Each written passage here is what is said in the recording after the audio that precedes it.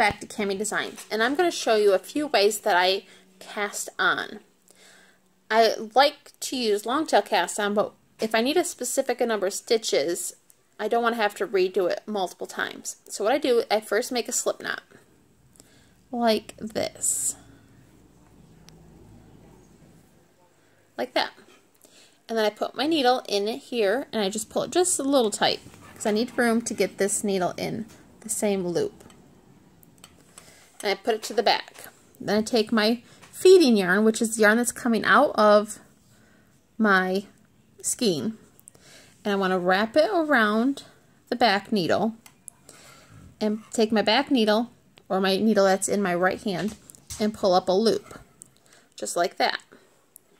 And I want to take my left needle, and I want to put it in that loop I just created.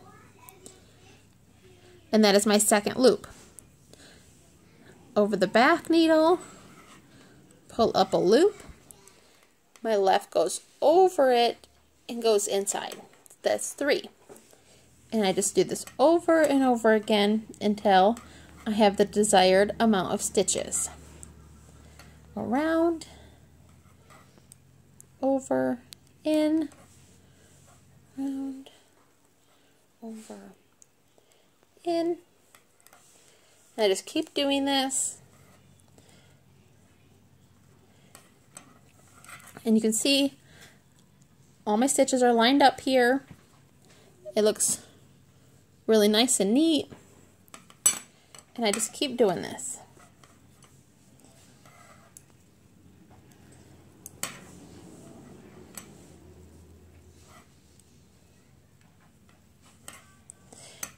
And this is nice to use if you need socks. You can knit it right onto your double pointed needles. And it's nice to do even my cowls I do. Anything that I need a lot of stitches. The cowl I had just made with this yarn took 120 stitches. And that's a lot to long tail cast on. So I'll just show you a few more stitches here.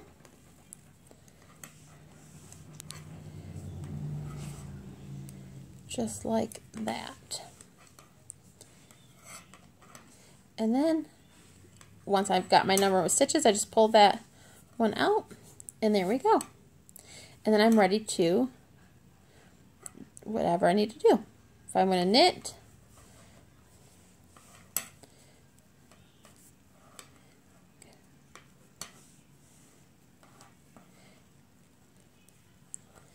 just like that. Now I'm going to take these back out, and I can show you how I long tail cast on.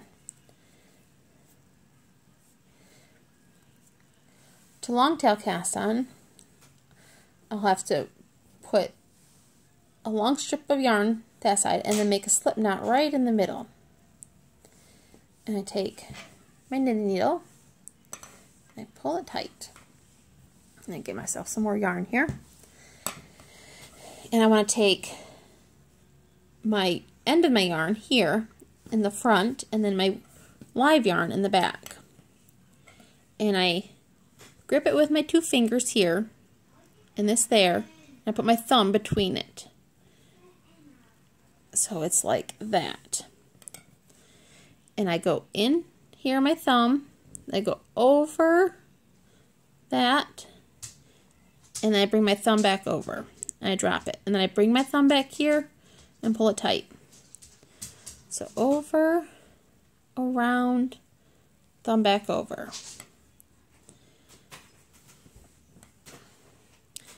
So into my thumb, over this, bring my thumb back over it, and then I pull it tight. And once you get the hang of it, it can go pretty fast. That's why I prefer this method, because it goes pretty fast. Once you get the hang of it, it just kind of like muscle memory. You just keep going till you have the desired amount of stitches. And all the while you're using up this yarn here, your end of your yarn. And that's why it's not, if you need a lot of stitches, it's not always the best cast on to do, because if you're off by a couple inches, you could be short stitches. And so you just keep working it until you have the number of stitches you need.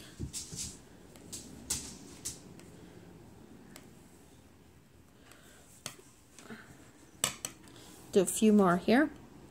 And I put my finger in here like this, and I grip it with this. I grip both yarns in these two fingers. And then I just pull them apart. There we go. In, around, over. In, around, over. And pull tight. And there you go. There is how I did a long tail cast on. And then to knit into it, I'll bring my other needle. It's a little tight. I tend to pull it a little tighter. You don't have to pull it as tight as I do, but I tend to knit on the tight side. And you just knit into it. Well, if I get it in the right hole and not go into my yarn, and you would knit like normal. I knit a little too tight. There we go.